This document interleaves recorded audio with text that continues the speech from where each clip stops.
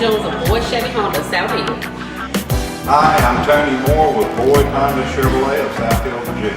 Get your game plan to get the lowest price range. We've got the largest line of fuel-efficient vehicles in the area.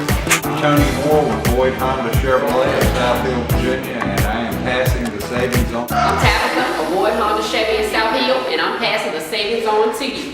Boyd Chevrolet Honda of South Hill is proud to bring you Dragon Sports, a weekly recap of the defending Southside District champion Parkview Dragons, exclusively on SouthHillEnterprise.com. Parkview Dragons had a great victory on Friday night when they defeated the number 1 seeded Lafayette Rams in second-round regional play at Wanner Stadium in Williamsburg. Parkview received the opening kickoff and started to move the ball pretty good on the ground, grinding out yards and getting towards midfield. And though a third and short was successful, Parkview eventually turned the ball over to Lafayette. When Lafayette did get the ball, they started to move the ball down the field at a good pace, gaining big chunks of yards at time, and it wasn't long before Green would take the ball around the corner for a 32-yard TD. Webb would follow with the extra point, and Lafayette would be up 7-0.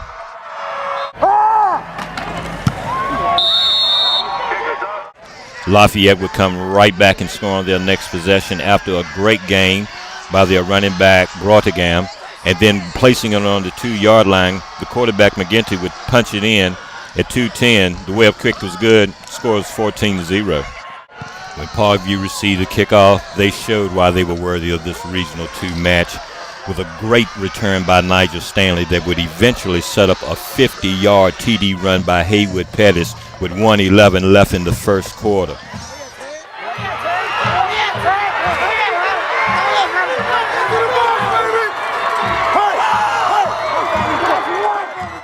The Jacob Newton extra point was good, and the score was 14-7. On the next possession, the Dragons defense got busy.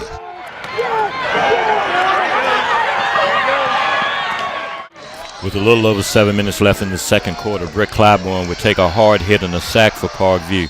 This would set up a punt, but the punt would be a fake punt, and Fagans would take the ball 58 yards for the TD. The extra point, though, would be blocked, and the score going into half would be 14-13 Lafayette. The second half play, both teams came out battling.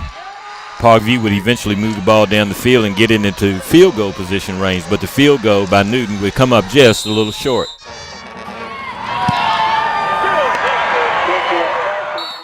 Parkview continued to play good defense against Lafayette and held them pretty well on the ground. Once Parkview got the ball back, they started to move the ball down the field pretty good. But then Lafayette stepped up with a great defensive play. Parkview's defense, though, held, and on their next possession, Clybourne and Nunu Patterson hooked up for a great gain through the air. But Parkview soon found themselves pushed back to their own 2-yard line with their backs up against the wall. They had a short punt. Lafayette would get the ball, but in an improbable series, somehow Parkview would cause the fumble and get possession and start to march down the field once again. The next series of plays was nothing but defensive battles between each team. Parkview continued to stand strong against Lafayette, and with each play, the hits just seemed to get louder and harder.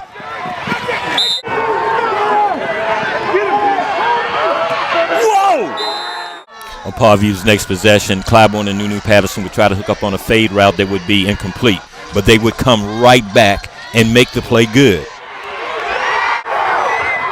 Fagans would then punch it down to the 2-yard line, followed by Clybourne taking it in for the quarterback, sneaking a 2-yard TD. When Lafayette got the ball back, they started to move the ball rapidly down the field, and they appeared as though they would score against Parkview. But somehow Parkview's defense continued to hold, and the night was capped off when a high snap led to a Gio Fagans interception to secure the game.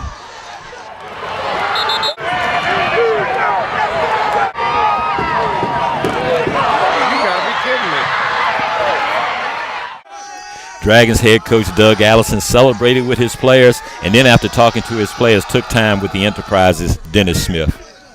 We overcame injuries and sickness, guys that were hurt, pulled for guys that were in the game, guys that didn't get as many reps, were involved in every play.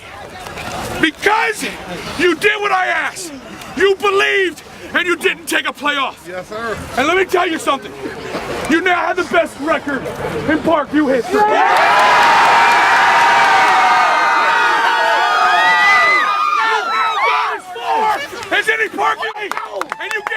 great gift, the best gift I could have. At least one more week with you. What's the coach's job? What's your job? Love each other.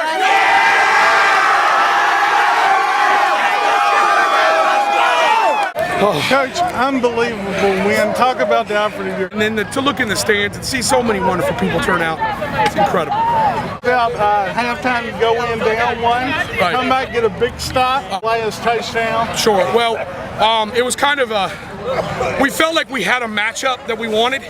We tried it about 3 or 4 times, and it just didn't break.